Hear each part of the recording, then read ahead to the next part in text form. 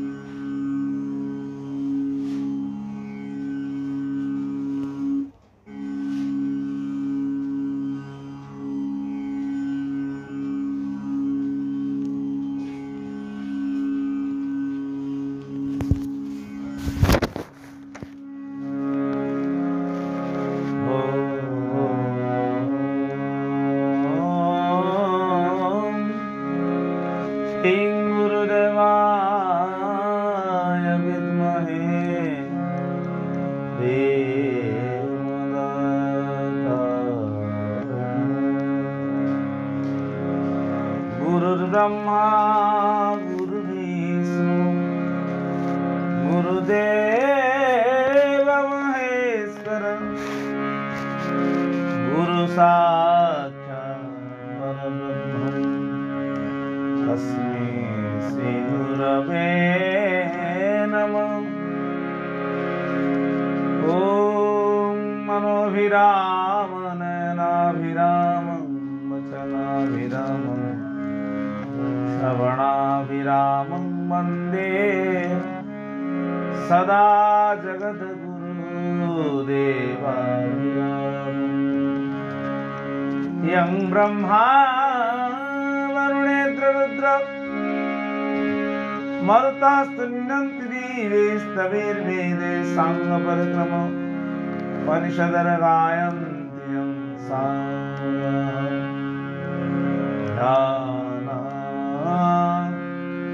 बस्तिदद्गतेन मनसा पश्यन्ति यं योगिन यस्यान्तराविजं सुरासुरगणदेवाय तस्मै नमः। वक्रतुण्ड महाकाय कोटिसूर्यसमप्रभ निर्विघ्नं कुरु मे देव सर्वकार्येषु सर्वदा। ओम सरस्वती नमः महापुण्यमासदेवी नमः महासरस्वती महागणेश महाकाली महालक्ष्मी नमः त्र्यंबकं यजामहे सुगंधि पुष्टिवर्धनं गुरुवारुकं वन्दनात् मृत्युमुख्यम्। परम प्रेमय जगन्यंता जगतवासी सर्वमत वासी महाप्रभु जगतर नाथ जगद्गुरु ठाकुर आविर्भाव होइछन्ति। सेही कर्मणाचंद्र परम प्रेम ठाकुर श्री श्री अभिन्न सुंदर चंद्रे अनंत कोटिवार साष्टांग प्रणाम करुछि एवं जगज्जननी महापूर्णमासी राधाराणी श्रीमती समस्त श्री विग्रह भगवत गोष्ठी समस्त साधु सन्त महात्मा मानकर पदवंदना करी आज गोटे सुंदर कथा जगद्गुरु ठाकुर श्री श्री अभिराम परमहंस देव सी थिले ठाकुर स्वयं जहाँ केवल मंत्र एकाक्षर ब्रह्म जीव परम तत्वर जो तत्व प्रदान करी ए जगत को आलोकित कर श्री अभिन्न सुंदर एक लीला चरित्र कथा आम आज उपस्थापन करवा।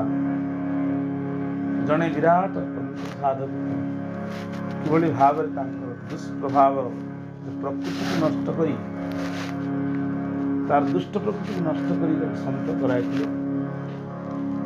और जगत रे पत्य पावन बाना अखिल रही पत्य पावन कृपामय गुरु रूप आविर्भाव होते अनेक शास्त्र लिखिं जिते जहाँ शत्रु आसतु भक्तर किसी क्षति कर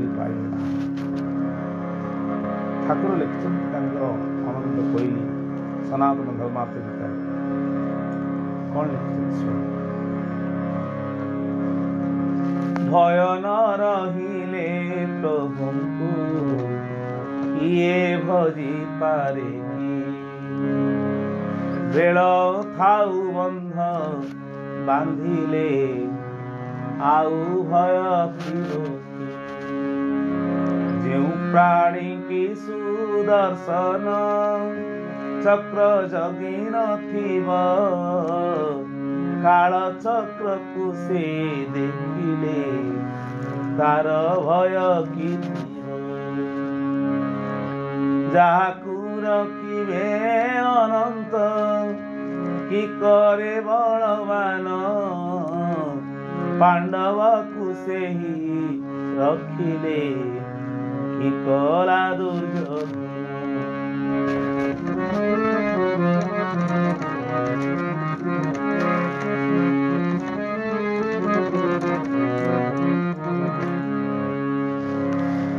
प्रत्येक कथारे गुरु एवं शिष्यर जो संपर्क यदि गुरुदेव पाखे जी शिष्य तो लाभ कर जीवन को भगवत मार्ग कराए गुरुंकर प्रत्येक बाणी भय रहा आवश्यक कारण बेले बेले गुरु आपणार कर किंतु गुरुंकर केतोटी बाणी को भय रहा दरकार ना सी आग को जाए आउ गोटे भय जगतर भय किए मत कौन कहीदेव मत मारिदेव मत हाणीदेव काटिदेव मारिदेव इत्यादि से लोकटा मत देखिले भय लगुच ए भयर मुक्त हो जाए शिष्य केतबेले ना गुरु शरणागत हो जाए प्रभु पाद पद्म निज काय मन वाक्य समर्पण कर दिए ठाकुर सुदर्शन चक्र ताकू जगी तार कौन काल चक्र बालबांक कर नहीं कि तार कौन शत्रु जेते थिले मध्य भक्तर पाखे भगवान सदा सर्वदा सुदर्शन चक्र को उहाड़ कर रखि था तेणुक भक्तर के किसी क्षति कर काल चक्र आसले किसी क्षति कर पार ठाकुर कहले का कौन करते पांडव को जे रखिले काल चक्र को से देखिले तार भय थी कि जहाँ को रखी अनंत टिकर बलवान केड़े बड़ बलवान नथिले दुर्योधन किंतु पांडव को जो भगवान श्रीकृष्ण रक्षा कले दिने दुर्योधन एवं शंकुंड कथार शुणी अर्जुन दुर्योधन जाइए श्रीकृष्ण के पाखक आप जानते पांडव तो निश्चित प्रभु को पाखे सदा सर्वदा था से आपणाई आउ युद्ध करने युद्धर सेना आमको आवश्यक आम सहित तुम रुह आ तुम सेना आम सहित रहू ये शंकुनी पठे दुर्योधन जा कृष्ण को ही तुम कृष्ण को पाखे सेना माग जा तुम युद्ध को साहाय्य कर अर्जुन जाए दुर्योधन जाते दुर्योधन जो जाते कौटी बसते ना प्रथम गले दुर्योधन भगवान को मस्तक पाखे बस पड़े अर्जुन परे परे गले कृष्ण को पाद तले बस पड़े भगवान को कौन बा निद जानी अंतर्जामी से आखि खोली देखला बेल को अर्जुन पाद पाखे बस अरे अर्जुन केतबेले आसिल ओहो सखा मो मित्र कही पड़े नेले ए समय मस्तक पाखे दुर्योधन बसते दुर्योधन कहले मु परा वासुदेव आगु आसी अरे अरे भाई तुम्हें भी आस धन्य धन्य मु पवित्र हेले कौन करी मो पाद पाखे जी बसते मोर नजर तो से चलीगला तेणुक तुम्हें आस भल कथा कौन पे आसतिल पुओ पुओ निज निज निजर निज निजर कथा कह कौन तुम्हें चाह दुर्योधन अर्जुन भितर दुज चाह चाहिए कृष्ण कहले ना ना ना ना जी आसी पाद पाखे बस तार प्रथम अधिकार मुझे देखली सी कौन मागे आगे आउ पर तमें कौन मागे कथा मत पर कह समय कृष्ण को अर्जुन मागिले कहले प्रभु हे सखा हे मित्र हे बंधु ଆପଣ କଥା ଦିଅନ୍ତୁ ନା ମୁଁ ଗୋଟିଏ କଥା ଦେଉଛି, ତୁମେ ଯାହା ମାଗିବ ତାହା ଦେବି, କିନ୍ତୁ ତୁମେ କ'ଣ ପାଇଁ ଆସିଛ? ନା ଯୁଦ୍ଧ ତ ହେବ, ନିର୍ଣ୍ଣୟ ହେଇଗଲା। ଆପଣ ଆମକୁ ଉଭୟ ପକ୍ଷ ଆପଣଙ୍କର ସାହାଯ୍ୟ ଆବଶ୍ୟକ। କୃଷ୍ଣ କହିଲେ ସର୍ତ୍ତ ଅଛି ନା ମୁଁ କିନ୍ତୁ ଯୁଦ୍ଧ ହେବ, କିନ୍ତୁ ମୁଁ ସୁଦର୍ଶନ ଚକ୍ର ଧରିବି ନାହିଁ, ଅସ୍ତ୍ରଶସ୍ତ୍ର ଚକ୍ର ଧରିବି ନାହିଁ। ଆଉ ମୋର ଦୁଇଟା, ଗୋଟିଏ ପଟେ ମୁଁ ରହିବି, ଗୋଟିଏ ପଟେ ମୋର 18 ଅକ୍ଷିଣୀ ସେନା ରହିବେ। ତୁମେ ଯାହାକୁ ନେବନି କି 11 ଅକ୍ଷିଣୀ ସେନା, ଗୋଟିଏ ପଟେ 11 ଅକ୍ଷିଣୀ 18 ସେନା ଅଛନ୍ତି, ଆଉ ଗୋଟେ ପଟେ ମୁଁ ଅଛି। ମୁଁ ଯେଉଁ ପଟେ ଯିବି ସେଇପଟେ ଅସ୍ତ୍ର ଯିବନି। କୃଷ୍ଣଙ୍କର ଚରଣ ଧରି ଅର୍ଜୁନ ପଡ଼ିଗଲେ, ବାସୁଦେବ ଆପଣ ହିଁ ଆମର ଆବଶ୍ୟକ, ଆଉ ଯୁଦ୍ଧ କ୍ଷେତ୍ରରେ କୌଣସି ଅସ୍ତ୍ରଶସ୍ତ୍ର ଆବଶ୍ୟକ ନାହିଁ। ହେ ବାସୁଦେବ କୃପା କରି ମୋ ରଥରେ ତୁମେ ସାରଥି ହୁଅ କହିକି ଆଲିଙ୍ଗନ କରି ଚରଣ ତଳେ ପଡ଼ିଗଲେ। ଦୁର୍ଯ୍ୟୋଧନ ହସିଦେଲେ, କହିଲେ ଆରେ ଆରେ ଆରେ ମୂର୍ଖ ଅର୍ଜୁନ, ଶେଷରେ କୃଷ୍ଣଙ୍କୁ ନେଇଗଲା, ତାକୁ ପିତା ଲାଗିଲା ଏଇ ସେନାଗଣ। ଦୁର୍ଯ୍ୟୋଧନ ଝପଟି କହିଲେ, ହେ କୃଷ୍ଣ, ହେ ବାସୁଦେବ, ଆଉ ତମେ ବିଳମ୍ବନ କରିକି ମୋତେ ତୁମର ଯୁଦ୍ଧ ଯେତିକି ସେନା ଅଛନ୍ତି ଯୁଦ୍ଧ କରିବା ପାଇଁ, ସେନା ତକ ଦିଅ ମୋତେ। ତଥାସ୍ତୁ କଲେ କୃଷ୍ଣ। ଅର୍ଜୁନଙ୍କୁ ମୁସ୍କୁର ଦେଇ ହସି ଦେଇ କହିଲେ, ଭାଇ ମୋତେ ନେଇ ତୁ କ'ଣ କରୁ? ନା ମୁଁ ତୋତେ ହିଁ ଚାହୁଁଛି, ମୋର ଆଉ ଆବଶ୍ୟକ ଅଛି। ତେଣୁ ଯୁଦ୍ଧ ହେଲା। ରଥରେ ଅର୍ଜୁନ ରଥରେ ସାରଥି ହେଲେ ଭଗବାନ ଶ୍ରୀକୃଷ୍ଣ। ଆଉ ଦୁର୍ଯ୍ୟୋଧନ ସମଗ୍ର ଅସ୍ତ୍ରଶସ୍ତ୍ର ସେନାକୁ ନେଇ ଯୁଦ୍ଧ ଲଢ଼ିଲେ। ଆପଣମାନେ ସବୁ ଜାଣିଛନ୍ତି ଏ ଦୁର୍ଯ୍ୟୋଧନ ହାରିଗଲା, ପାଣ୍ଡବ ଜିତିଗଲେ। କାହିଁକି ନା ପାଣ୍ଡବ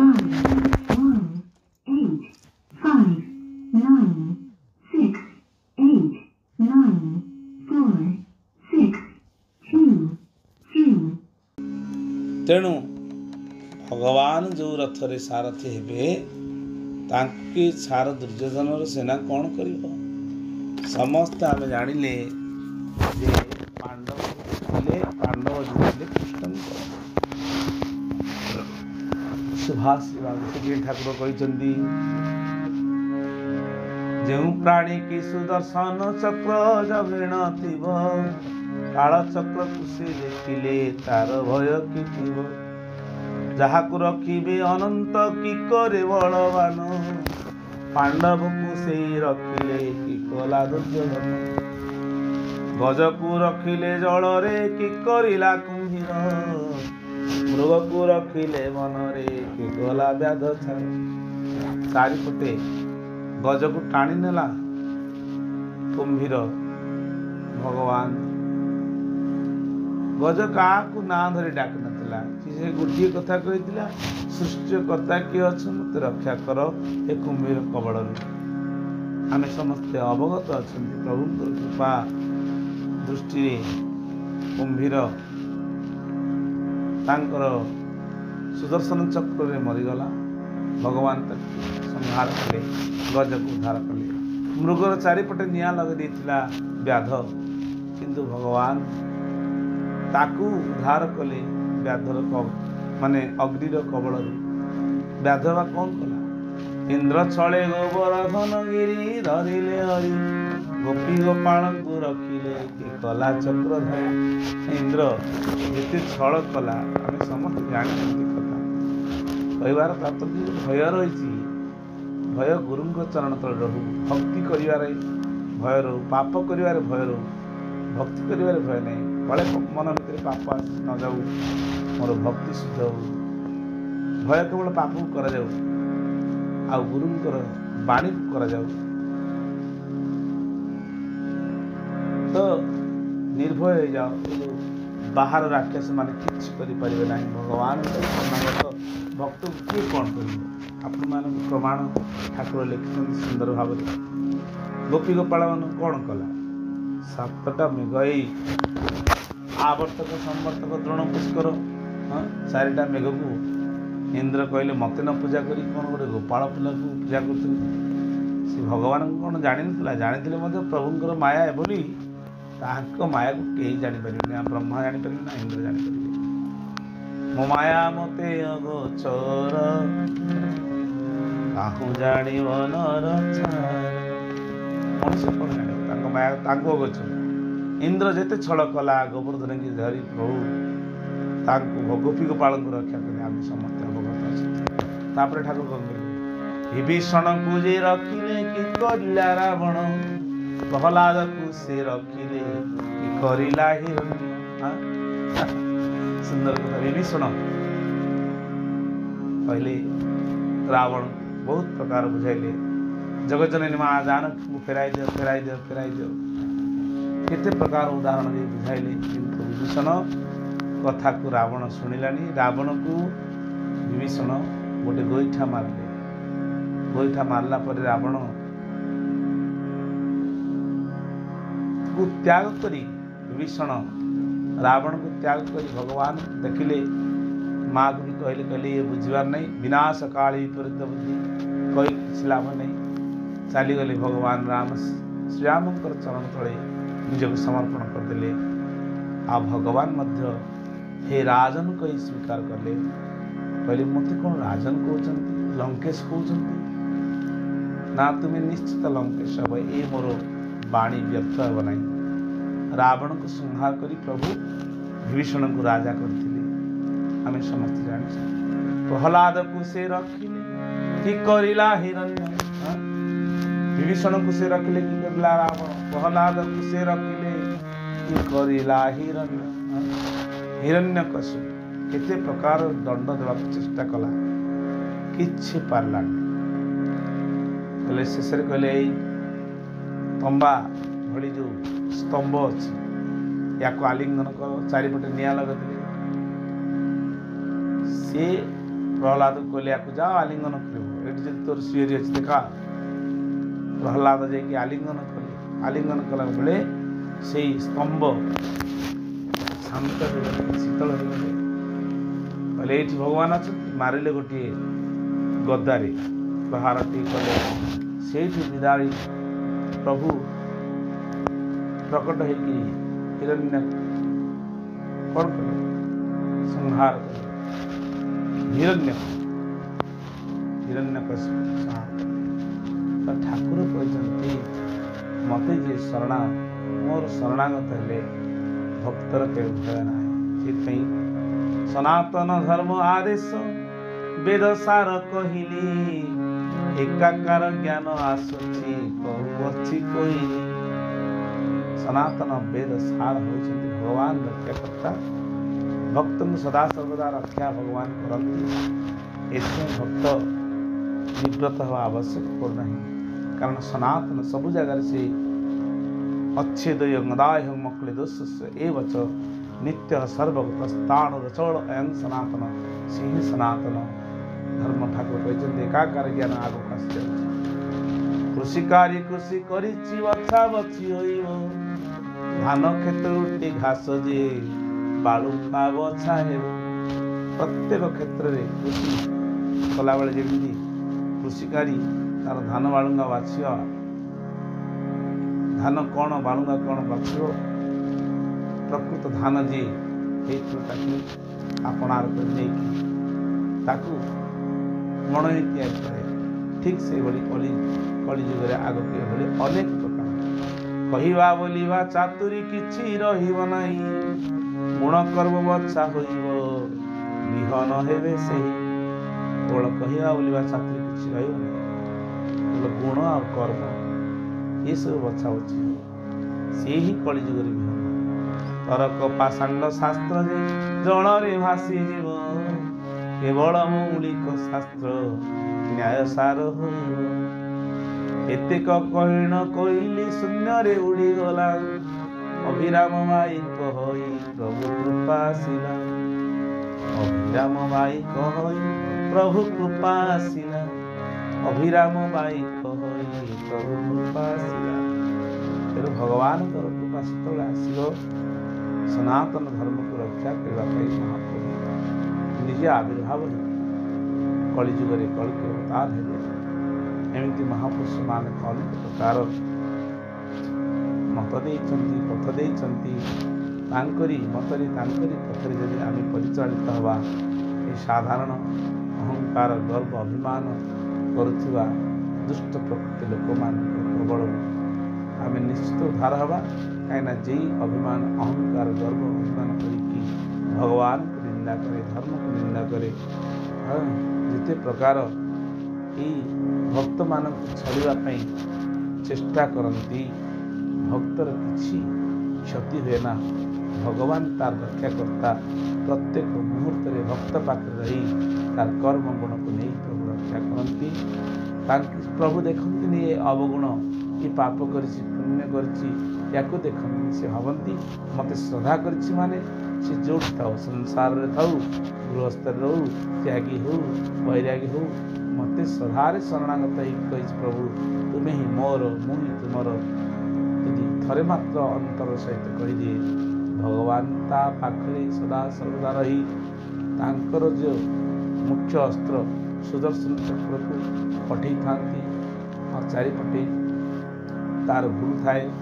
ଭଗବାନ ତାକୁ ରକ୍ଷା ସଦା ସର୍ବଦା ଯେମିତି ପୂର୍ବରୁ ଭକ୍ତମାନଙ୍କୁ ରକ୍ଷା କରିଛନ୍ତି, ପ୍ରଭୁ ଏବେ ମଧ୍ୟ ସେହି ଲୀଳା କରି ଗୌର ରାୟ କୋନ କୋନ ଭାଗ୍ୟବାନ ଭଗବାନ ରକ୍ଷା କରିବେ କରିବେ କରିବେ ଥିବାର ସତ୍ୟ। ଧର୍ମର ଜୟ, ଅଧର୍ମର ଅଜୟ। ଧର୍ମ ଆଉ ସତ୍ୟର ସବୁଦିନ ଜୟ ହେଇଛି। ଅଧର୍ମ ଯେତେ କଲେ ମଧ୍ୟ ତାକୁ ସମୟ ଅନୁସାରେ ସିଏ କ୍ଷୟ ହେଇଛି, ଧର୍ମର ଜୟ ହେଇଛି। ତେଣୁ ଧର୍ମର ଜୟ ଜୟ କହି ମୁଇଁ ଓଇ ବାହାର।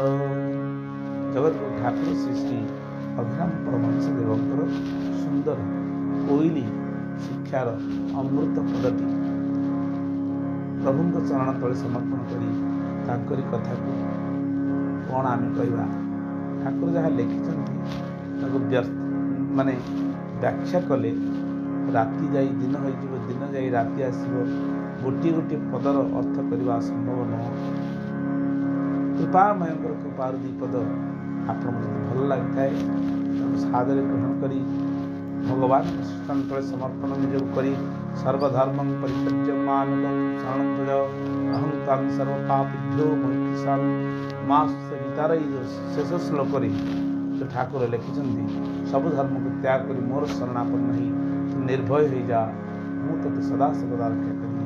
ଏ ଭକ୍ତଜନ ପ୍ରଭୁଙ୍କୁ ବିଶ୍ୱାସ କରି ଆମେ ନିର୍ଭୟ ହେଇ ପ୍ରଭୁଙ୍କୁ କେବଳ ଡରିବା। ପ୍ରଭୁଙ୍କର ଆମର ପାପ କର୍ମକୁ ଡରିବା, ପ୍ରଭୁଙ୍କର ପ୍ରେମ କର୍ମକୁ ଡରିବା ଦରକାର ନାହିଁ। କାରଣ ଠାକୁର ଲେଖିଛନ୍ତି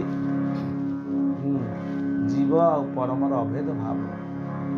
ଏବେ ଗୋଟିଏ କଥାରେ କହିଛନ୍ତି, ଆପଣ ଅଟ ସରିତ ମୁହିଁ ଜଳ କଣା ମାତ୍ର, ଜଳ ଛଡ଼ା ଅନ୍ୟ କିଛି କେବେ କି ହୋଇପାରେ।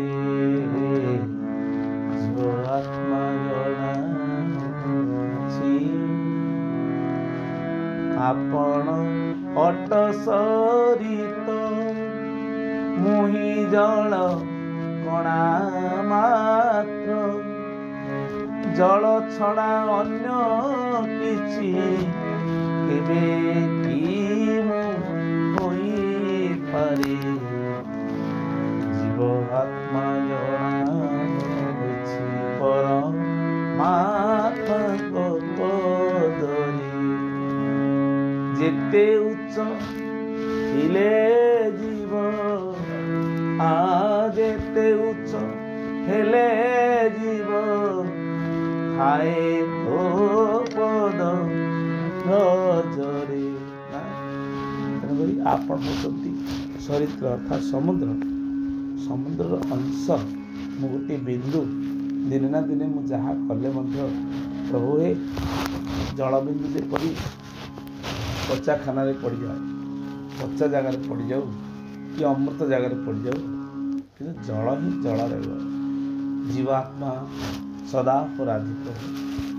ଆପଣଙ୍କୁ କୃପା ଯେଉଁଠି ମୋତେ ମାୟାରେ ରଖନ୍ତୁ, କି ତ୍ୟାଗରେ ରଖନ୍ତୁ, କି ଭୋଗରେ ରଖନ୍ତୁ, ମୁଁ ଆପଣଙ୍କର। ଯଦି ମୁଁ ଆପଣଙ୍କର ମୋତେ ନିଶ୍ଚିତ ଆପଣ ରକ୍ଷା କରିବେ। ୟାର ତାତ୍ପର୍ଯ୍ୟ ହେଲା ଯେ ସଦା ସର୍ବଦା निर्भय हो परमात्मा शरण धरी रहिले जीवन निश्चित प्रभुंर शरणागत चरण लाभ कर निसंदेह। सत्यनारायण स्वामी भल लगे आनंदर सहित जीवन को प्रभुंर ए प्रीति कार्य लगाओ, प्रभु मोर सबकि रक्षा करेंगे। धन्यवाद। जय जगन्नाथ, जय गुरुदेव।